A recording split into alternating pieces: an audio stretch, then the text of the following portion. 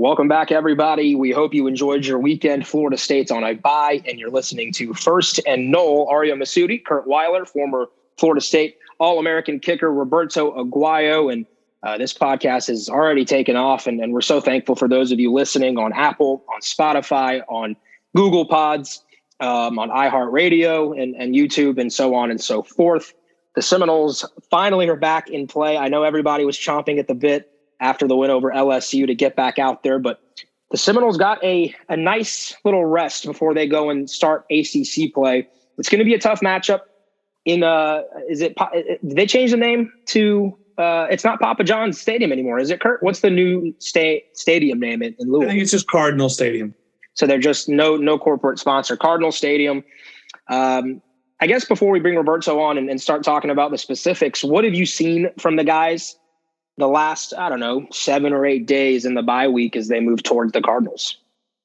Yeah, I think the last one of these he did was last Wednesday after their first practice of the bye week. And I know Mike Norvell wasn't too happy with the practice. He called it, I think, an average practice and kind of said, it felt like we didn't make the most of the opportunity. And he just was definitely underwhelmed. That hasn't been a sentiment of his much this preseason. I think they've responded pretty well. I think they followed that up with a better practice Thursday, got some time off in the weekend. I know got back out there Sunday night, and then we're out again there this morning. And I don't know. I mean, you like what you've seen. They seem motivated. They're saying the right things. And you're interested now to see if they back it up. Because, I think when you look at this matchup, it's more favorable than you thought it was going to be coming into the year. Louisville, you thought would be a challenge. It still could be a challenge, but they have definitely underwhelmed a bit, shall we say, through 2 weeks. And so I think, you're a road favorite right now as your Florida State.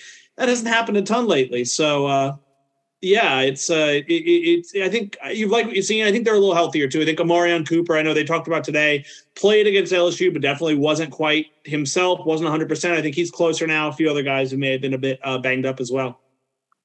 Roberto, what do you remember back from your playing days about bye weeks and how you handled it personally and some of your teammates?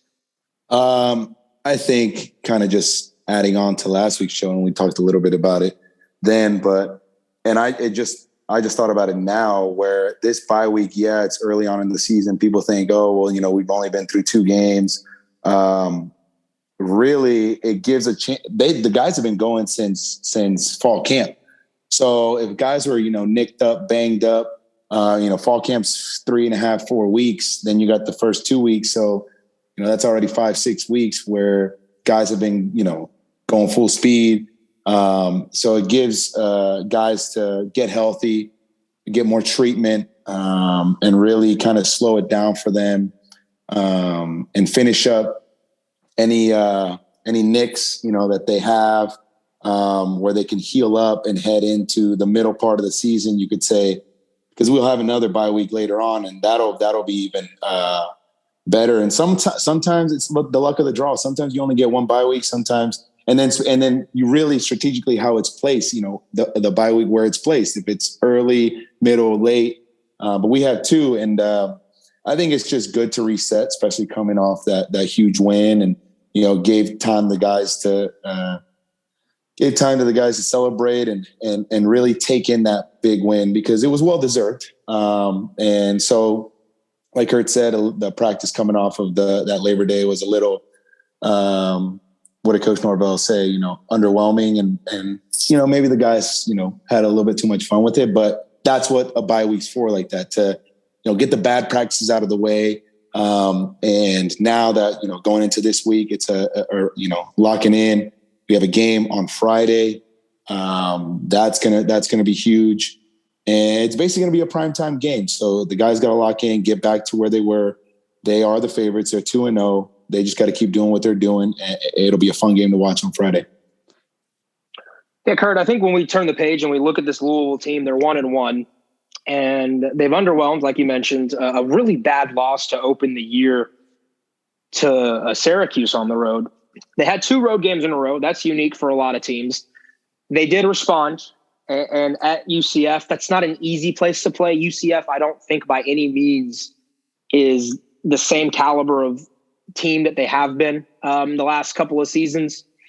But again, the bounce house is not an easy place to play, and Louisville came from behind. So they are having an emotional momentum boost, I think, going and coming back home to play that game. Where do you think that the Cardinals present Florida State with the most challenges? I mean, I wrote about it today.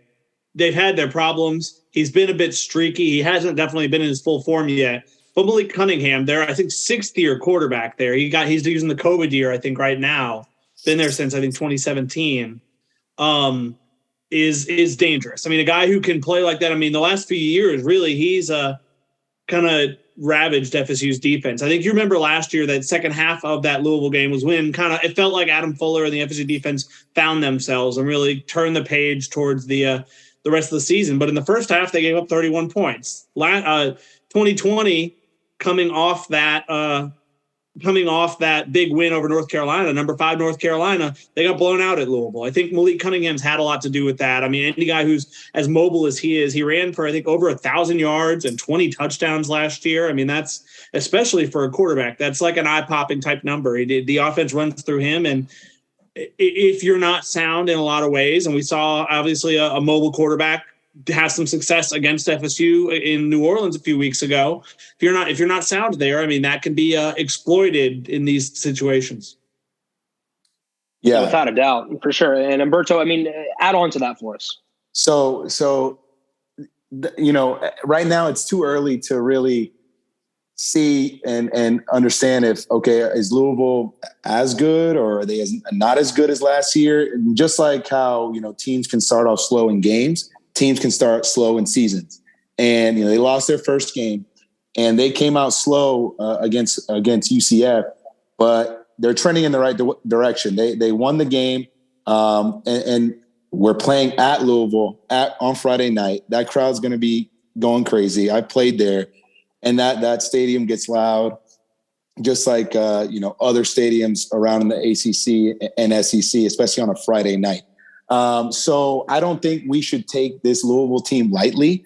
And I know they're getting, beat in by their coaches. Like, hey man, this is our time to make a statement. We're trending. People don't think we're as good as we probably should be and how probably we are. So if we come in, they've lost, they're 1-1, we're 2-0. We just beat LSU. We could easily, be in the second quarter, third quarter, like, what's going on? So I don't think this is a team that we should take lightly. We need to really respect who they are. And Malik Cunningham, 6-year quarterback. And like you said, if he gets hot and we come in there flat-footed, I mean, we could be down 14, quick. So I think with the circumstances that are at hand, it could be a recipe for maybe, them coming up early. So I think we need to keep doing what we're doing, not take them lightly, and not just this team, but any team, right? You shouldn't take any team lightly and come in there like, okay, we're going to beat them. You can't ever underestimate Louisville, especially when you're playing them at Louisville on a Friday night. That's a good point by both of you. And it is an awkward time for FSU. You get all these days off and then you play on a non-traditional day on a Friday night. Feels like high school football again, right? Like Friday Night Lights. It's going to be, I think, a raucous crowd. Like you said, Roberto, the first home game of the year for Louisville. And I've always felt like Louisville has treated FSU like a rival. It's not reciprocated. FSU doesn't look at Louisville and think of them as a rival, but for whatever reason, after Kentucky, the Cardinals view Florida State as one of their rivals. And maybe it goes back to the Metro Conference days for a lot of their fan base, but there is a disdain for the Seminoles in Cardinal country. And I think they'll be ready for this one. They'll pack it out. I wonder if they go with a blackout. They've done it before against Florida State. I know the Noles are doing the all white, the icy whites, which, I mean, look, Florida State's gold helmet to me is the best helmet in college football. But for a one-off, I think these are so sweet. So I'm going to pivot real quick before we talk about Louisville some more. Roberto, what were your thoughts when you saw the all-white helmets come out? I mean, I like it. I really do. I never got a chance to wear all white. And especially for recruitment, right now, that's what the guys like, the swag, the drip, So I think it's good. I think it's cool. when I was there with Coach Fisher, very traditional guy, the garnet and gold with the gold helmet. And like, there's no other uniform like that. So I got to wear the all black, which was cool. But then again, I think why Coach Fisher didn't do that, it just caused a distraction. And if the guys can, and Coach Norvell has thrown, different uniforms out there the last, 2 years. So I'm sure if they don't take it as a distraction, it'll be fine. And I think it'll be cool if it's the all white, all black, game because you've seen Louisville come out with all black, especially on Friday night games. So that'll be a big recruiting weekend for both teams. Yeah. Did we have the all whites, the white helmet? Did you ever see it? Like, did you know that it existed back with Coach Fisher? To be honest, I think they had it on one of the mannequins in the locker rooms, but you would just pass by and be like, all right, we're never going to see that, You know what I mean? I guess it never ran. You don't even bother asking. You're just like, it would be a waste of my time. Yeah, I know. Yeah. It is a smart. I mean, Florida State has recruiting momentum, unlike it has in a while. So I think it's smart timing. I mean, I think you see how many recruits in the pictures choose to wear that uniform or that helmet or whatever. It shows like that makes noise. That makes a difference. They want to see that. They want to see like, hey, if I come here, chance I might get to wear this uniform that I love in a game, not just in a photo shoot. And I mean, yeah, you've got to kind of take advantage of that recruiting momentum while you have it. Obviously, I guess hope you build on it Friday night because, I mean, we don't want to get ahead of ourselves. But if you win, Boston College looks like a definite win. And then you're staring at 4-0. Yeah. So it's huge. Did we wear the all white last year? Y'all remember? We did wear, I think we wear white tops, white bottoms. We wore the gold. But the helmets were gold. The helmets were gold. These are the first time I think they've ever worn the white helmets. I think I saw someone say it's like the 5th time they've worn non-gold helmets since like 1970s. Really? Oh yeah, I mean, there's the standard is the and it's the standard for a reason. Like it is a classic look, like Ariya said, but I think it's smart to create a little variance. You don't want to go full Oregon. You don't want to wear highlighter uniforms or have the different varieties every week. But I like it. I know some people aren't a fan, and I think some people use it as a bit of an excuse if they lose of like should have just kept it classic. But I guess if you win, you can prove all that and silence all that. No, I like it. Yeah. I'm with both of you. I mean, look, the uniform you wear makes zero difference in between the lines, right? Like if your team's mature enough to handle all the side stuff coming in and they're going to be hyped. They're going to want to take Insta photos and put it on their Snap stories. And, I mean, that's normal, right? But they can compartmentalize. Like the uniform, again, has no bearing on what happens between the lines. So I joke, though, Roberto, because if you even ask Jimbo, hey, can I have these different gloves? He'd be like, nah, get out of here. No. Get out of my face. Yeah. We wouldn't even like bring it up, to be honest. So it's good to see that, that they're spicing it up a little bit. I remember when I played NCAA on PlayStation, on video games, I'd like putting the garnet pants with the white shirt with the white jersey. That was cool. I think we played with them a while ago. I think when like Greg Jones was here. We've done it. We've done it against Georgia Tech before, against the Gators before. Especially early 2000s. They did it a lot. But so Florida State going with the all whites. That'll be a lot of fun. Stormtrooper look. Yeah, Stormtrooper look. Yeah. It looks smooth. It looks slick. And if the guys can compartmentalize again, they should be fine. But Malik Cunningham going to be a problem. Tyon Evans has been pretty good for them in the backfield. It seems like that Louisville's offense, while it has struggled this year, Curt, it has had some moments on the ground that they can hurt the opposing defenses.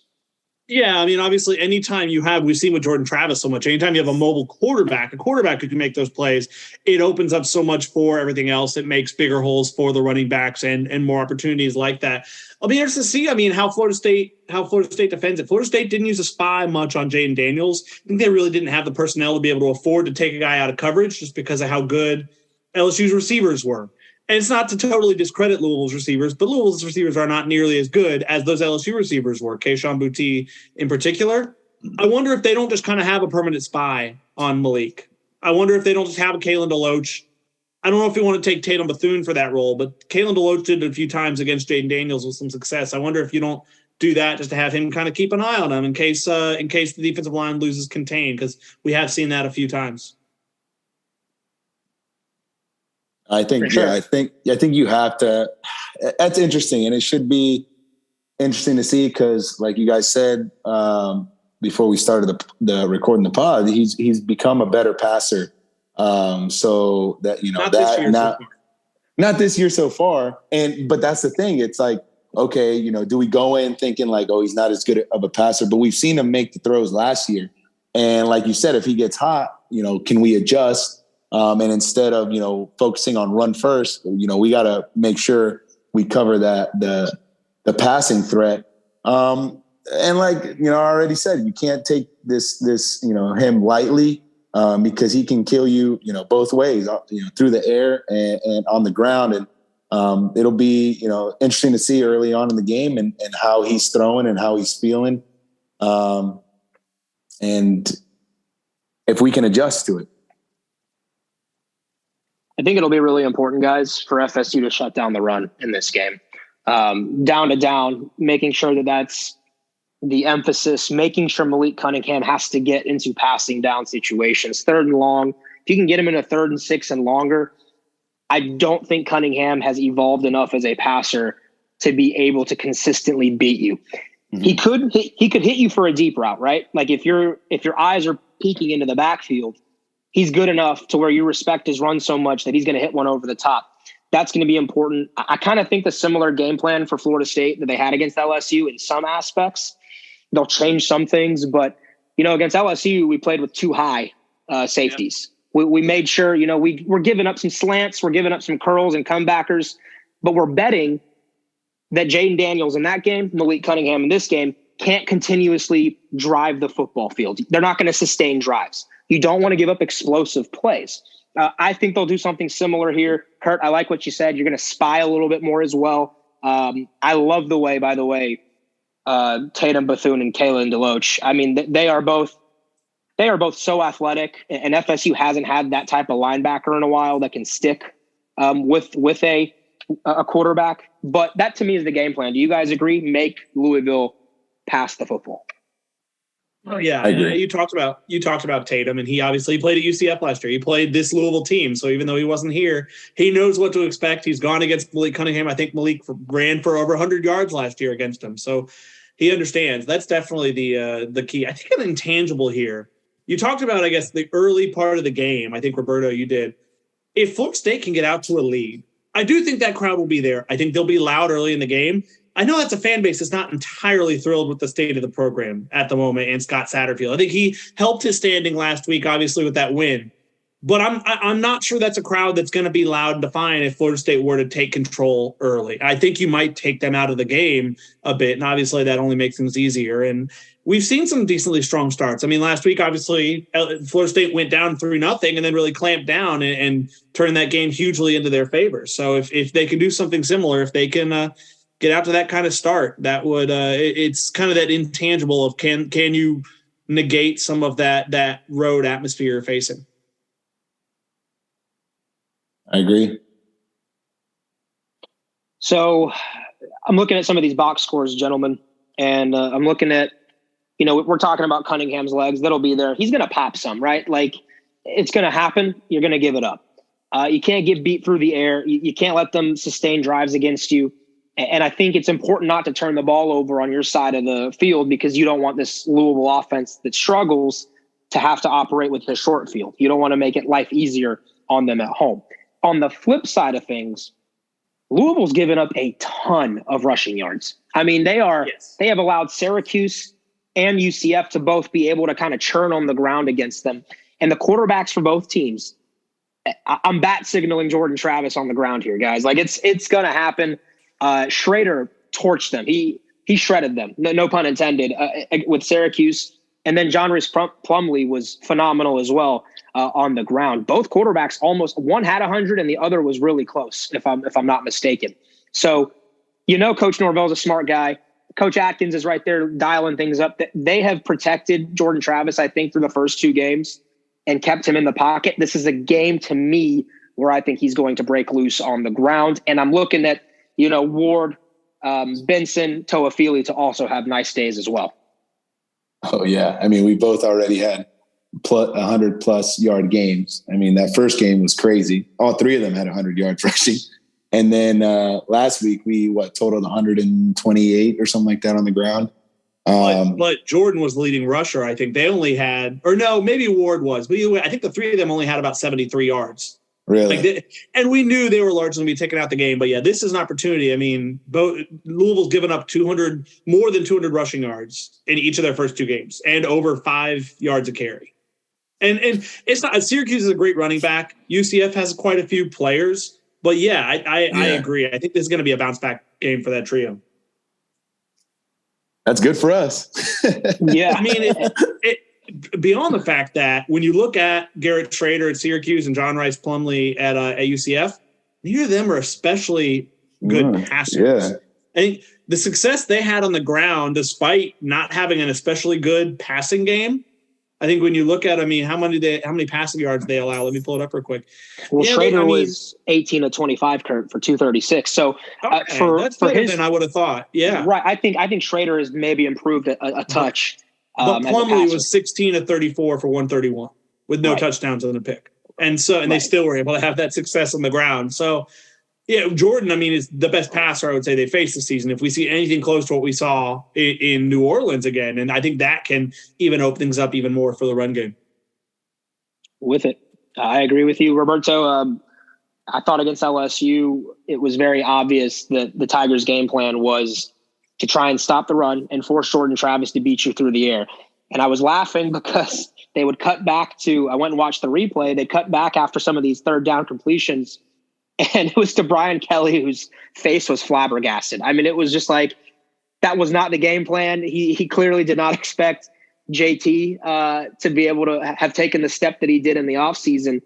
Now what that means, though, is there's film, right, on Jordan Travis. Yeah. And people are going to take some time to kind of dissect that. This is a big game for him. And I think for FSU offensively, they got to stay ahead of the chains, right? Jimbo was so good when you were there at making sure that you were in 2nd and 6, 2nd and 4, so that then you could have a 3rd and 1, 3rd and 2. How important will that be for FSU to stay ahead of the chains if they can and eventually sustain drives too? Well, especially early on, it gives a chance for the offense to get into rhythm, right? The worst thing is going out and going 3 and out. You don't establish a rhythm. You don't establish a feel for the game, a feel for the defense. And then it's basically you're going out there in your second possession kind of, all right, we're 3 plays in, and now, we're starting our second possession, rather, hitting a 8-play, a 10-play, a 12-play drive where you start seeing, and you're running different plays. You're running run and passes and play actions and RPOs, and you kind of get a feel for the defense and see what they're running and see what schemes they're lining up in, which gives you a better understanding of how overall they're gonna call the game. And so that second possession, you already have 10, 12 plays in. So you open up to call more plays. And it lets your quarterback settle in. And I'm always a big fan of starting the quarterback off, starting a couple of runs, but starting off with a couple of short passes, get them into the game, get them into the feel of the game. And especially running that first play gets you, 3 yards. That other play gets you 3 yards. And a lot of fans are like, oh, why are you running it up the middle? Oh, you got to pass it. No, that first and second run set up for 3rd and 4, where now Jordan Travis just has to make a 5-yard pass instead of making a 10-yard pass. And the probabilities, which is crazy when you go from even high school to college, but college to NFL, all those little yardage matter, and the probability and the success rate and the types of plays you can call. So if we can establish that early, and that's what I'm always looking on in the first couple of drives, is getting a rhythm, getting, good, consistent yards, that first and second down where it makes third down easy. And, where we're not heaving it up, going the deep ball on first and second down. And if we can establish that and at least get a field goal touchdown in that first drive, Or to be honest, even punting, like running a couple of plays, 7-6 plays, and if we have to punt it, switch the field position, have our defense out there, let them get a feel for the game. And that's kind of how we did against LSU. So if we can do that, I think that's a win overall in the first couple of drives. And so, when Florida State takes the field there on Friday night, Curt, I think all eyes will also be, how can Florida State not just slow down Malik Cunningham, but dictate the tempo of the game? I'm looking at some of these sacks numbers. Louisville's given up, I believe, 5 or 6 this season through 2 games. So there have been some opportunities there for a Jared Verse or, a Cooper or Lovett, or maybe it's a DB that blitzes in, a linebacker that comes in, a Bethune on a stunt or something. How do you think FSU defensively matches up with Louisville in the trenches? Yeah, you're right. I think Syracuse got 3 sacks on them, and it looks like UCF had 2. I think they've given up 5. And obviously, I don't think Syracuse's defensive line is supposed to be among the best in the ACC. So I think that's a testament to how potentially vulnerable they are. And I think when you look at it, I think Florida State did better in the trenches than LSU did. They kind of won that battle. I think they affected Jaden Daniels more than the other way around, it felt like. And so, yeah, I think that can be the case again. Obviously, the question mark a bit is Fabian Lovett, seeing what his status is. I know Mike Norvell's kind of said he's a wait and see type decision with I think after he picked up, I think, an injury, I don't know even really what, late in that LSU game. But I think even without him, you still feel good about it because you built up really good depth in that defensive tackle room, even if you had to be without him. I don't have any indication. I'm just kind of saying in generalities that even if they're without him, I think they're in pretty good hands with what, like you said, what we've seen from Verse, who's exceeded my expectations, what you've seen from Derek McClendon, even if it doesn't have that sack yet, what you've seen on the interior from guys like Robert Cooper. And I'm looking too at the way that Louisville's handled penalties. They've been penalized quite a bit. I want to say they had 12 in their first game, or 7 in their first game, and 12 against UCF. So that's not a team that's played disciplined football.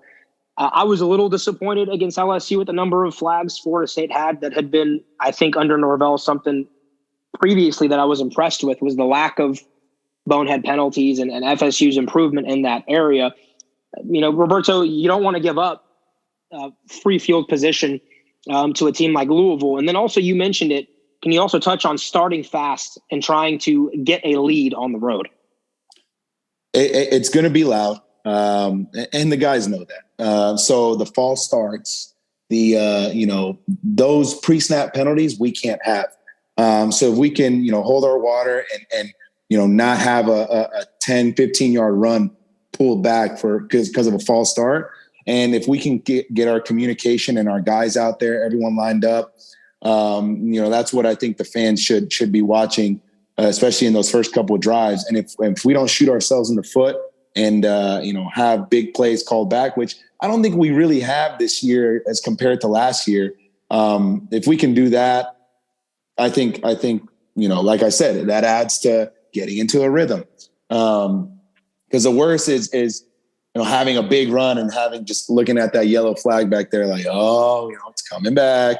And it's just about being disciplined. And like we spoke about the last podcast, the guys, it's a more disciplined team. It's a more experienced team. And that in the end, it's going to help us with those, bonehead penalties, no roughing the passer, no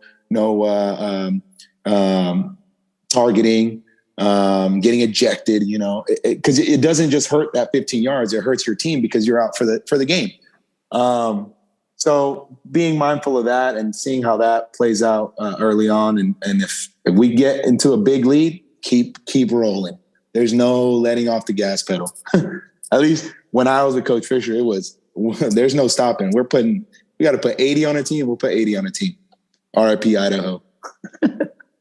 Yeah, that game was ridiculous. What you guys did to those poor guys. I mean, they cashed a check though, so they earned the ass whooping, man. Like they got paid for that one.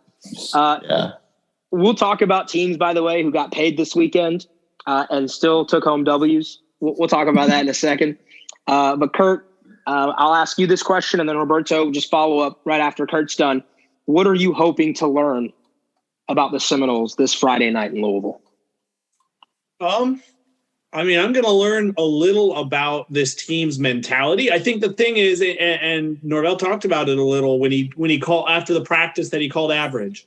He talked about response is easier when you're responding to negative, when you're responding to losses, when you're responding to adversity. Responding to positive is harder. And I think Florida, that team's had, it'll be a better part of 2 weeks. I think 12 days between games to kind of can go either way. It can be like that was fun, but we got more to do, or it could be maybe a little too much time reading headlines or looking back at highlights or whatnot. And so I will definitely learn, because I remember that game I talked about 2 years ago, coming off that game against North Carolina where they got up there and got waxed by Louisville. It was 48-16, and it really didn't even feel that close. I was there.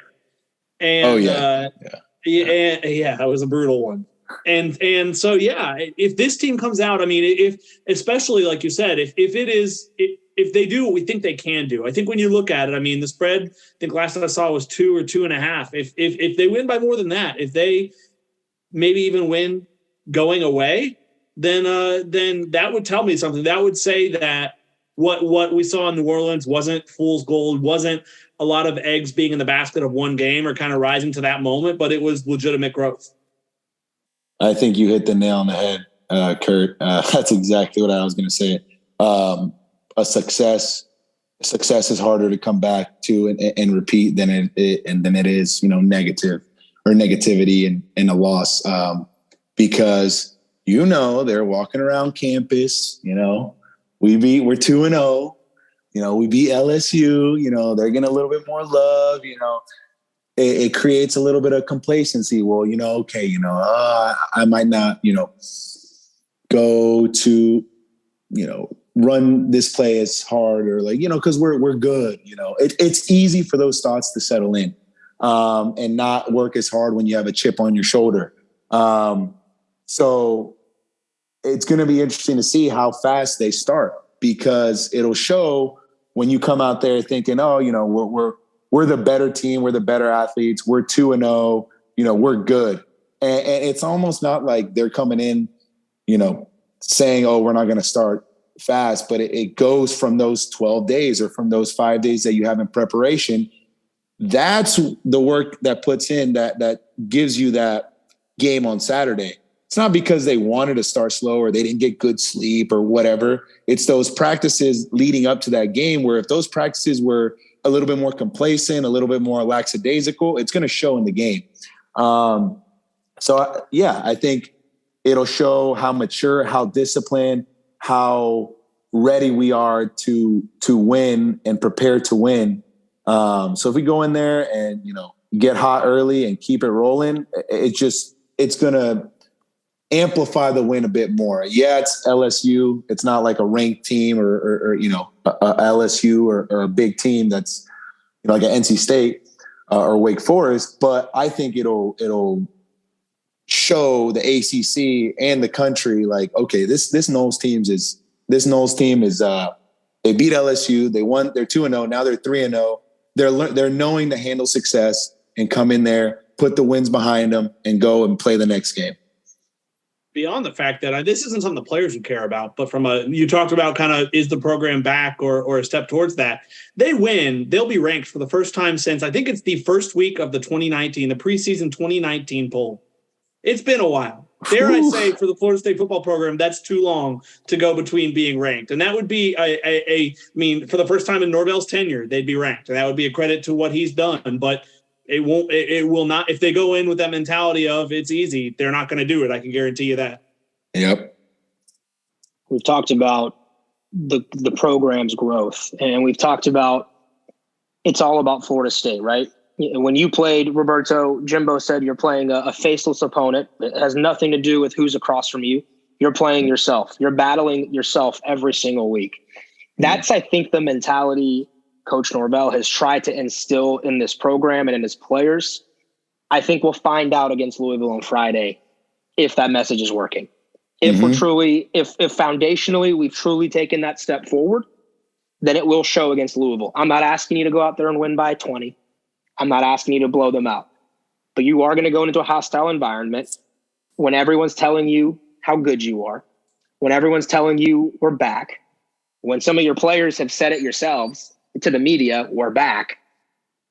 It's time to kind of prove that. It's time to say, hey, we're ready to take that next step and make Florida State a contender, not just one game, but week to week. And we need to earn our respect. That's what I'm looking for this Friday is I want to see us improve and win against ourselves, if that makes sense. I want to see us having beaten the old version of Florida State, because against LSU, I saw physically we match up again with that level of team. Exactly. Yeah. I don't think we executed at a high enough level to win that game comfortably. And if you make some of the mistakes you did against LSU, they become even more magnified on the road when you have 70,000 or 60,000 Louisville fans giving their team momentum and to capitalize on your mistakes. So that's what I'm looking for this week. I want your score predictions for this one, or if you guys don't have an exact score, let me know who you think wins. Well, before I give the score, I want to piggyback off that where you're right and play better than we did the game before. Our execution. And I remember when I was there, we had goal boards for the defense, the offense, special teams, and it was, keep them under 3 yards per carry. On defense, force 2 or more turnovers. On offense, not have any turnovers. So it was kind of like we were playing a game against ourselves and how much better we did, than the week before. So if we continuously progress and did the same or a little bit more, we knew we won, because after this game, it's going to be the same thing next week. Oh, they're 3-0. Oh, they got to keep proving. No, now go 4-0. And then after you go 4-0, oh, we're back. Yeah. Oh, well, you got another game, 5-0, right? So it's going to keep on showing. So if you take it week by week, opponent has no face. Okay, this week I had 80 yards. Let me see if I can continue that, or, not have any pre-snap penalties, not have any holding penalties for the linemen, quarterback, not throw, any risky, passes where you force an interception. So that's the way they got to approach this game. And to be the spreads too. Hammering the Noles, guys. I'm hammering the Noles. Yeah. Oh my gosh. I mean, it's basically pick 'em, right? It's basically pick 'em. Money line. It is one of those, what does Vegas know lines? Because I do feel like it opened as a pick-up. Right. It's moved a little in Florida State's favor. Money's coming in on Florida State, but yeah, it opened yesterday as a pick-em, and that does feel a little funky. I think it's kind of Vegas maybe wanting Florida State to prove it's legit, not entirely buying it yet. And I think some Florida State fans, I mean, it's funny. I've gotten so many some responses on Twitter over the last few years with how the teams have struggled. Like I'll post oh, Florida State's only a 4-point home underdog to Louisville or to NC State or to whatever. And I'll get so many quote tweets saying bet your house against FSU, make some money, all that. And it's nice to for once see, I mean, fans being this feels a little low, right? It feels like Florida State should be favored by more than this. And I agree. I think I'm going, I'll say subject to change later in the week. I'm going to say 30-20 Florida State. 30-20. I would say, wow. I would probably say 34-20.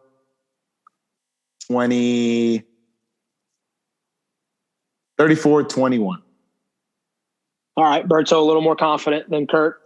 The over-under, by the way, boys, is 54.5. So with that, Berto, you'd have the over, if I'm right, just barely.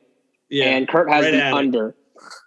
Curt, I think I'm with you. I'm going to take the under on the points, but I'm confident, as both of you are, Noles 27-20 over Louisville. So I think 47 total points. I don't think Florida State scores as much this week. I do think Louisville's defense is pretty stingy. Well, I think they'll have some success. I was very generous on that side. If I really analyze it and look back and really put into play where this team's at and what we just talked about, like I said, get those long drives. Those long drives will take up a lot of the clock. I think 34-21, if we go out guns blazing, make some big plays, some pick sixes like that. But you know what, to be honest, I'd probably take the under. But we'll see. If we go out there guns blazing, it might be 34-21. So, I mean, they have the offensive weaponry to be able to score 34 points. Yeah. Could have done it against LSU, right? Like if they were cleaner a little bit, then they would have scored. And I think we saw in that Syracuse game for Louisville that there is a potential quick factor at play for them. Yeah. For sure. So Florida State and Louisville on Friday night. Is it 7:30 on ESPN? I believe we've got a 7:30 kick. So Friday Night Lights, the Noles and the Cardinals. All right, boys. What about let's spend like 5 or 10 minutes talking some college football from the weekend, because I have been dying to just laugh at Jimbo. I know. Sorry, Berto. I know that's your coach. I know you love him, but that was freaking hilarious.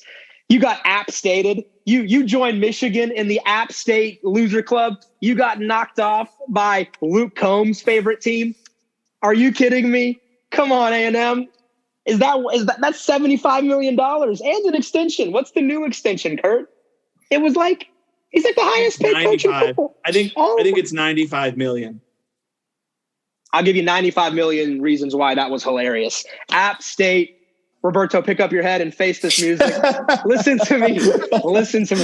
Oh man, that was unbelievable. And it happened. Who was the quarterback? It's like a former Clemson and Duke quarterback, Curt. Chase Bryce. I almost said Lee Bryce, but that's a country music singer. Wow. So Chase Bryce knocks him off.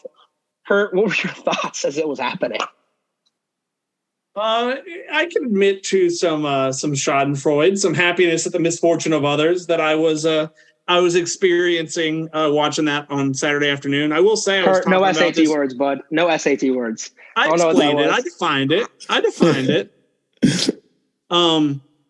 It was. I must say, it's nice with the way the schedule lines up. We get 5 Saturdays without FSU games, with 2 bye weeks and 3 non-Saturday. I just got to watch a day of college football. And it was fun. I mean, it's what App State went in there and did, possessing the ball for over 40 minutes, running. They ran 82 plays to A&M's 38. I mean, it is smart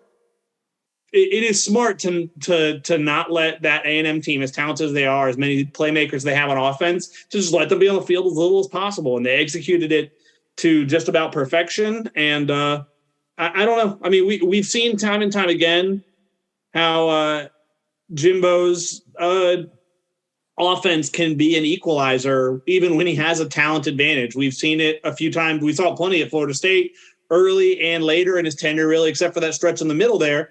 And I think we're seeing it a bit at A&M. I think A&M's the 4th most talented team in the country. I think I saw per 247's talent composite. And App State's a great G5 program. They're consistently great. I mean, they've been something to behold what they've done over the last decade or so. But they should not be competing in that game. I mean, it is. I think A&M. I don't think he's in danger because his buyout's fully guaranteed. But A&M fans are starting to, I think, see some of what Florida State fans did throughout his time. Yeah, I mean, that's props to App State to go in there and take that win. Just goes to show when they played North Carolina, they're like, oh, you're like, oh man, maybe North Carolina just didn't play that well.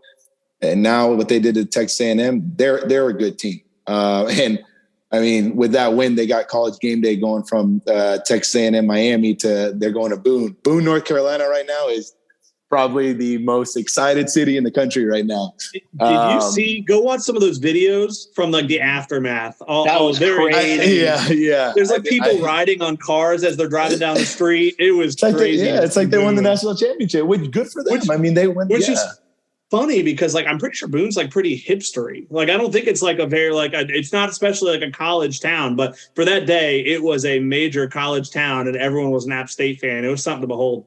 Yeah, I've been to App State. I visited there. I've been to Boone, North Carolina. It's beautiful. Boone is beautiful. It's beautiful. Yeah. You like hiking and mountains? That's where you go.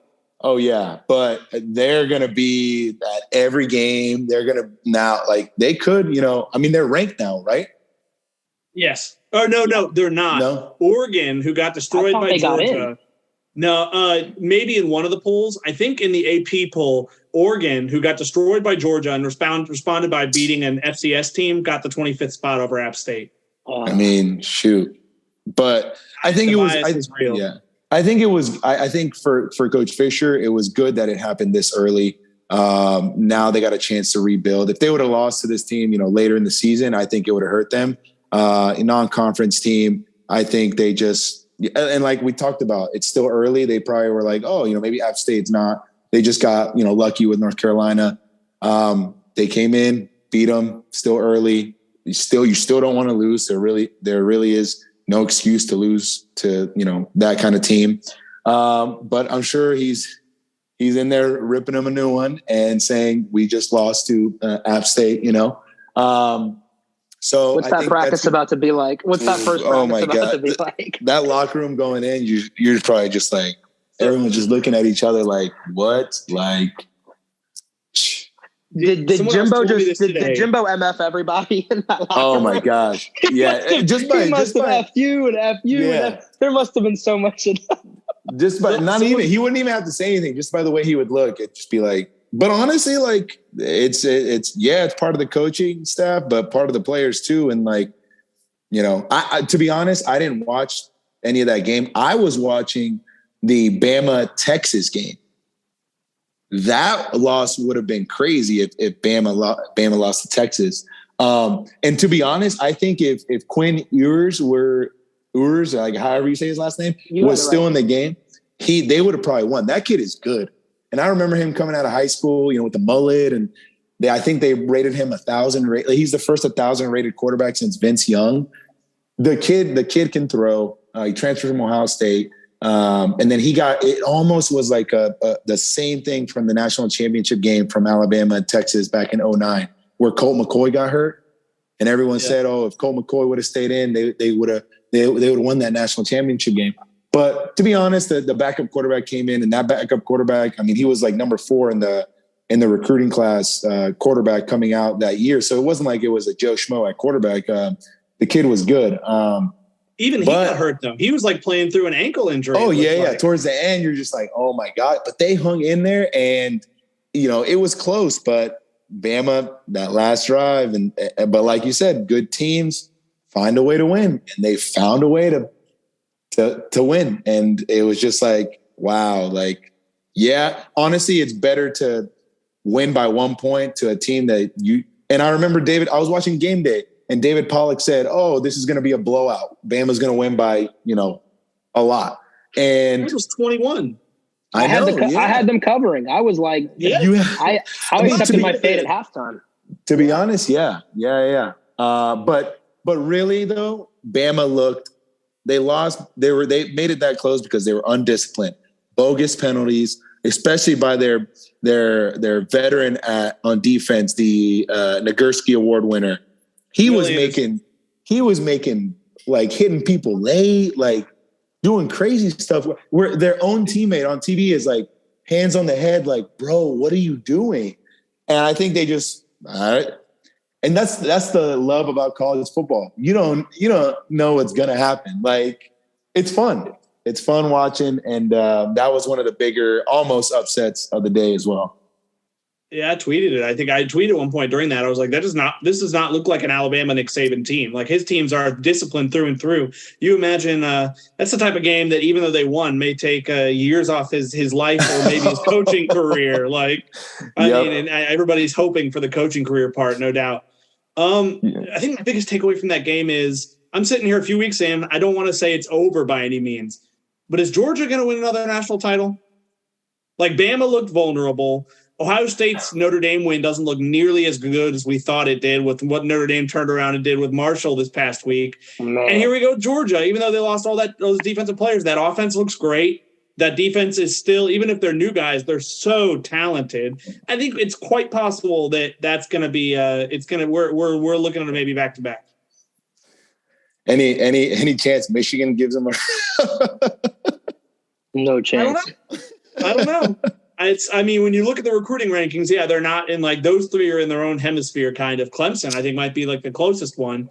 And Clemson hasn't really impressed me. I don't know. I mean, they looked bad offensively this week too. they're struggling to run the ball. That offensive line is not, for as well as they've recruited, they've struggled at offensive line. And I think Dabo, who's like so anti-transfer portal, tried to get a couple linemen through the portal. They went elsewhere. I don't know if there were any of the guys that ended up at Florida State or if he was going for other guys, but that line is still a problem. And I'm not saying Florida State will win that game, but that game seems like it's going to be, it will be an opportunity like it was last year. I think DJ has done enough where I'm not sure they're moving on from him unless he starts struggling. I mean, obviously I think that's a positive for FSU and the rest of the ACC, because I think Cade Klubnik, from that little bit we saw in that Georgia Tech game, looks the part you thought he was, a really highly rated freshman coming in.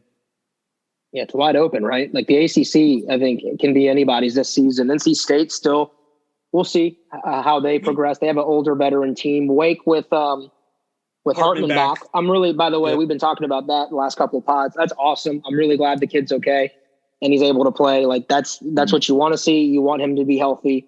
It does make the game significantly tougher. And their offense was humming again at Vandy with him back in there. But the ACC is wide open. Guys, check this real quick. I'm just looking up some numbers.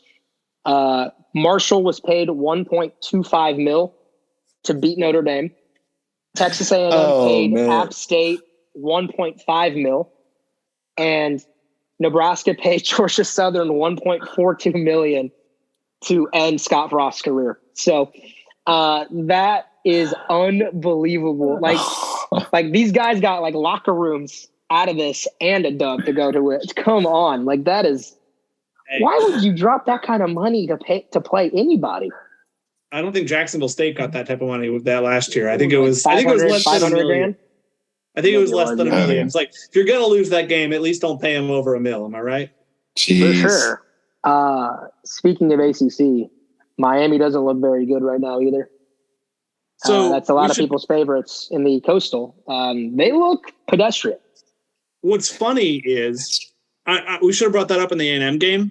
The funniest thing about, not the funniest thing, because the whole Jimbo of it all is the funniest thing of that A&M game, but a very funny side effect of A&M losing to App State is now Miami, who goes to College Station next week, if they win, the win is devalued because A&M already lost to App State and like doesn't look especially good. And if they lose, I mean, I imagine that loss will motivate that A&M team where it'll be a tougher game for Miami because of the loss before. And even if they win, it's like, oh, well, that's what you're supposed to do. Look who that team just lost to. I mean, it is a worst case scenario, I think, for Miami going into College Station this weekend. Yep, that'll be interesting to see, and that's just another test for them. If I was Miami, if I was a coach, and I would say, hey, they're beatable. They got exposed, and let's follow the App State game plan, and it'll give those guys confidence. Like we can beat these guys. But vice versa, Texas A&M, they're going to be coming out for blood. they're not going to get beat again in Aggie land. And Jimbo gets up for these Miami games. Roberto, you know it. He loves to beat Miami. Oh yeah, especially after a loss, he is not. He does.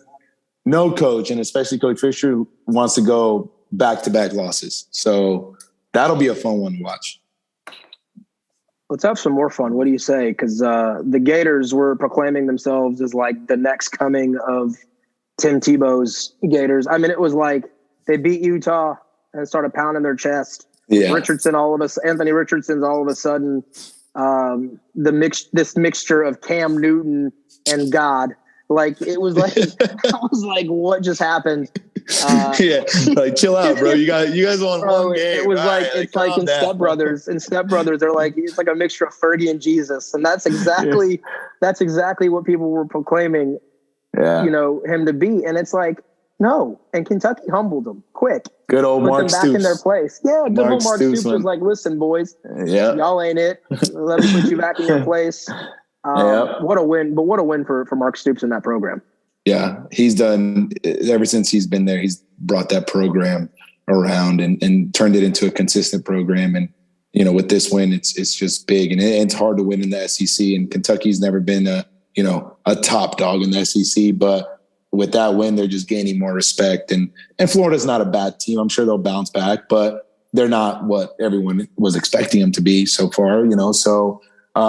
Huge win for Mark Stoops in Kentucky, and it'll be good to see. I always root for him and those guys. So, Yeah, credit to Andy Staples, the Athletic, for this one. I first heard this from him, and the more I think about it, the more I think it's dead on. As long as you're fine not winning a national title, Kentucky may be the best job in the country. You get paid a lot of money, and if you win like 7 games, the fan base is ecstatic. Honestly, I mean, it's crazy, but like as long as you're okay knowing, hey, I'm not going to win a national title here, you can make a lot of money having pretty good teams at Kentucky. Best take on the pod right there. That's actually credit Andy Staples. Credit Andy Staples. I gotta give Andy credit for that one. Oh, that was good. Yeah, it's going to be interesting to see how Kentucky fares in the SEC East. It's unfortunate that right now Georgia is as good as they are, or Kentucky might have the type of team to compete. Guys, another SEC East team that has impressed me. How about what Coach Heupel is doing over at Tennessee and Knoxville? It's been a minute since we could respect the Tennessee Volunteers, and they went into Pittsburgh, and that was a good game. They went to overtime, and the Volunteers won 34-27. But Rocky Top starting to make some noise. Yep.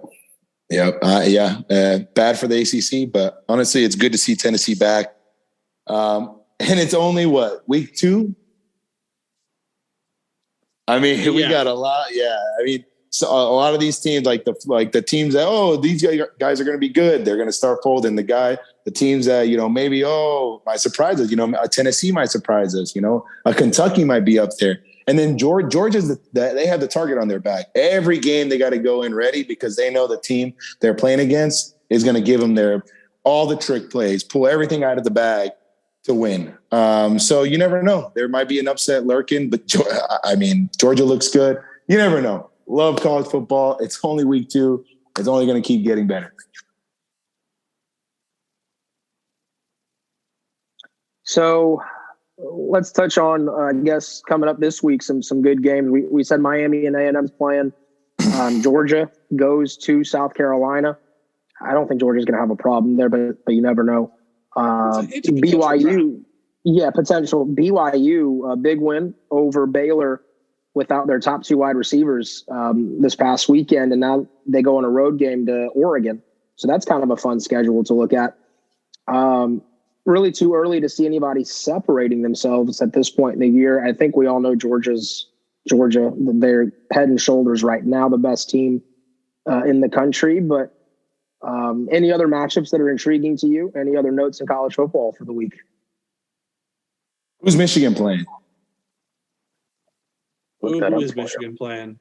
I got these the schedule toggle. Supposedly they play UConn, man. They host UConn, and UConn is terrible. Yeah, that's the thing. See, they're sticking with the young guy at quarterback, by the way. Wow. Yeah, I saw that. Yeah. So supposedly Penn State goes to Auburn. Yeah, that's that feels like a game. If that got ugly enough, Harsin could be in hot water there. Yeah. It's not. I mean, it's weird. It's not looking at it a great slate. I mean, I think the only ranked matchups are the Oregon BYU and Miami A&M. But I looked at last week's schedule and I was like, I don't know how good a good day this is going to be, and it delivered. So I mean, college football never fails, and you got to love the days where Florida State's not playing on a Saturday. I'll be flying back Saturday, so I'll miss part of the day, but I'll be back in time for the nightcap, and I'm quite excited to watch that A&M game. Oh yeah, it'll be fun. Looks like we got an in-state battle. USF's going to Gainesville this weekend. And then after that, Florida's at Tennessee. That'll be interesting. Oh, yeah. Who does the Tennessee have this week? Nobody, I think Akron. Bye week. No, they do have Akron. You're right. Oh, Akron. All right. And then Texas Tech and NC State could be fun. That'll be an intriguing matchup in Raleigh. Okay. That's the first real test for NC State. Potentially. All right, Texas Tech. Let's see. Let's put a good game. trying to pave that path back to the top. I see, Roberto. Yeah. Ole Miss at Georgia Tech. I feel like Collins is in trouble. I mean, his seat is flaming hot right now. It's got to be, unbearable. So that could be a game if they upset the Kiffin train, the Lane train. Then maybe some pressure is relieved there for Collins for the time being. But Ole Miss is favored by 16. So Not a lot of confidence in the Yellow Jackets, no matter where you play. 16-point road favorite against a Power 5 team. That's oof. Right. So anyway, I think, guys, that's a pretty good conversation for the week. And Roberto, appreciate your takes as always and your insights. Of course. Curt, anything interesting coming up this week on the Osceola you want to promote? It's always interesting stuff in there. We'll be out there tomorrow, Tuesday morning, for the final practice availability of the week. Obviously, the weird timeline this week with the team flying up there Thursday for a Friday game. I think I have a column idea I'm kind of still sorting out that I'm going to write later in the week. We always have our Osceola one-on-ones as the week progresses. Tons of great content on there. It's always a little more fun to write the content when the team is good. And so, yeah.